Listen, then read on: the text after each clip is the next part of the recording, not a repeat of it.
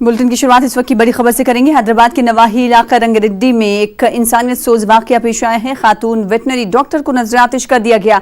लाश हैदराबाद में शाद नगर के एक इलाके में पाई गई। लाश की शनाख्त 27 साल प्रियंका रेड्डी के तौर पर की गई है। इब्तदाई रिपोर्ट के मुताबिक महलूका को जिनसी हरासानी की शिकार बनाया गया है। तो इस वक्त की बड़ी खबर आपको दे रहे हैं। हैदराबाद के नवाही इलाके रंगारेड्डी में एक इंसानियत सोज वाकया आया है। खातून वेटनरी डॉक्टर है जिसे नजर आतिश कर दिया गया। लाश हैदराबाद में शाद नगर के एक इलाके में पाई गई। लाश की शनाख्त 27 साल प्रियंका रेड्डी के तौर पर की गई है। इब्तदाई रिपोर्ट के मुताबिक महलूका को जिनसी हरासानी का शिकार बनाया गया। इस खबर पर मजीद अपडेट हासिल करेंगे। अपने नुमाइंदे का रुख करेंगे। संजय तिवारी हमारे साथ जुड़ रहे हैं। संजय, क्या कुछ तफसीलात इस हवाले से मिल पा रही हैं? सना, अब पुलिस जो है इस मामले की जांच कर रही है। ये जो बहुत ही दिल दहलाने वाली घटना अंजाम दी गई। दरअसल बुधवार की रात को जब 9 बजे प्रियंका रेड्डी जो एक वेटनरी डॉक्टर है वो अपने गच्चीबोली से वापस लौटी तो उन्होंने देखा कि उनकी जो स्कूटी थी वो उसका टायर पंचर था और उसी समय कोई अनजान शख्स जिन्हें उनको मदद करने की बात कही। और उसके बाद जब वो थोड़ी देर बाद उनकी स्कूटी लेके गया, लौट के आया और बोला कि नहीं वो टायर नहीं पंचर नहीं जोड़ पाएगा। वो वहां पर खड़े तो लोग वहां पर और भी उनके पास मौजूद थे और इस बात से उनको थोड़ा सा डर महसूस हुआ और उनको जो भाभ्या नाम की उनकी बहन है उसको फोन करके बोला कि मुझे डर लग रहा है। ये 9:22 का वाकया है जिस समय लास्ट कॉल प्रियंका ने किया था और उसके बाद 9:44 से फोन बंद हो गया और उसके बाद प्रियंका का कुछ अता पता नहीं चला। उसके घर वालों ने पुलिस स्टेशन में जाके रिपोर्ट की, मिसिंग की कंप्लेन दर्ज हुई, लेकिन प्रियंका का कुछ अता पता नहीं चला। सुबह यानी कल सुबह जो है वो उनकी जो डेड बॉडी बरामद हुई है शादनगर इलाके में। हाईवे के नीचे जो पासिंग के लिए लोगों के आने जाने के लिए रास्ता बना होता है वो वहां से वहां पर उनकी बॉडी को जला दिया गया था। निर्मम हत्या हुई और उसके बाद पुलिस को लगता है कि कहीं पर किसी जगह पर हत्या करके बॉडी को यहाँ लाया गया और उसको जला दिया गया। कुछ लोगों का कहना है, पुलिस को भी शक है कि हो सकता है कि पहले रेप किया गया हो और उसके बाद हत्या की गई हो, लेकिन अभी पोस्टमार्टम में इस बात की पुष्टि नहीं हो पाई क्योंकि बॉडी 70% से ज्यादा जल चुकी थी।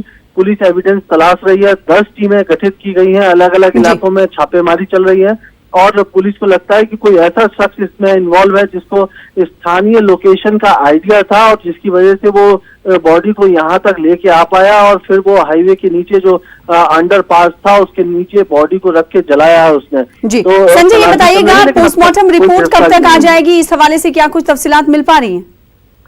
प्राइमा फेसी जो प्रिलिमिनरी रिपोर्ट होती है वो 48 आवर्स में मिल जाती है। तो उसमें इस तरह का कोई भी चीजें प्राइमा फेसी नहीं निकल के आ पाई हैं, लेकिन अब इसकी डिटेल रिपोर्ट उसमें कुछ 2-3 दिन का और वक्त लगेगा और फिर उसमें क्लैरिटी हो सकती है सामने आए। इसके अलावा जब एक्यूज अगर पुलिस के हत्थे चढ़ते हैं तो उनसे पूछताछ में भी स्पष्ट हो सकती है, लेकिन शक यही है पुलिस को कि पहले उसको वो रेप किया गया और उसके बाद जो है वो वहां पर ले जाके और जला दिया गया है।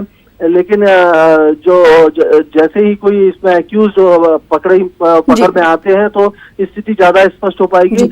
ये इस मामले से जो है महिलाओं में एक तरह का एक डर बिल्कुल पैदा हुआ है और जो रचाकोंडा कमिश्नरेट इलाके हैदराबाद में 3 कमिश्नरेट हैं तो साइबराबाद और रचाकोंडा कमिश्नरेट की तरफ से जाहिर सी बात है सिक्योरिटी को लेकर बड़ा मसला खवातीन को लेकर बना रहता है। अब ये सवाल उठता है कि पॉश इलाके में भी क्या खवातीन सेफ नहीं है, उन्हें सिक्योरिटी मुहैया नहीं कराई जा रही है? आपने कुछ देर पहले संजय कहा था कि गच्ची बावली से वो निकली थी जब उन्होंने फोन किया था अपनी छोटी बहन को और कहा कि हमें डर लग रहा है। गच्ची बावली से लेकर शाद नगर में इनकी डेड बॉडी मिली, लाश मिली, कितनी दूरी पर ये इलाका है?